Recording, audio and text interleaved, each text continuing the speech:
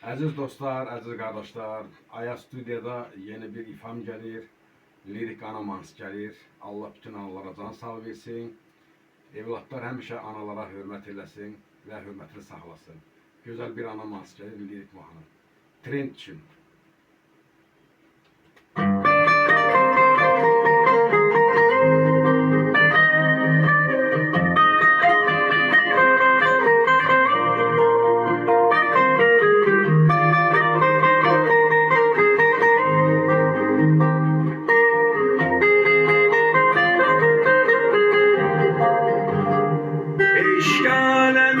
Şahı, şahanı da sensen.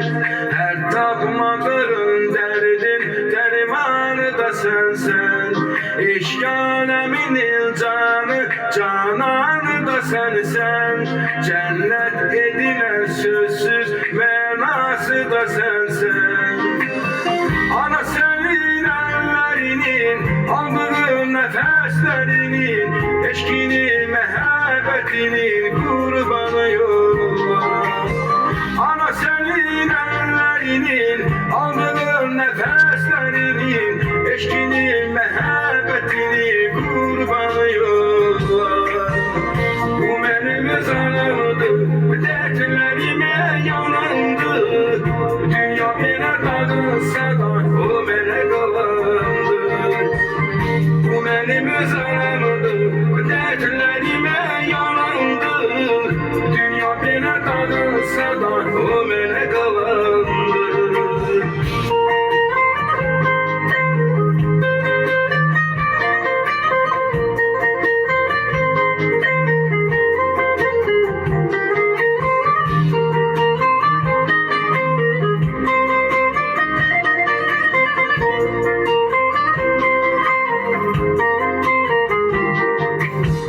Sevgilerin hayati, iki dünya saadeti ve eşkinin alameti ana yüreğimdedir.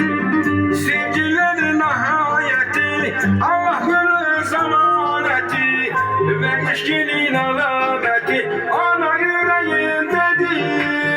Ana senin ellerinin, aldığın nefeslerinin, eşkinin, mehabbetinin kurbanı yollar. Ana senin ellerinin, aldığın nefeslerinin, eşkinin, mehabbetinin kurbanı yollar. Bu benim zanımdı, dertlerime yanandı. Dünya bile dağılsa da o bana kalandı. Bu benim zanımdı, dertlerime yanandı. Dünya bile dağılsa da o bana kalandı. Bu benim zanımdı, dertlerime yanandı. Dünya bile dağılsa da o bana kalandı.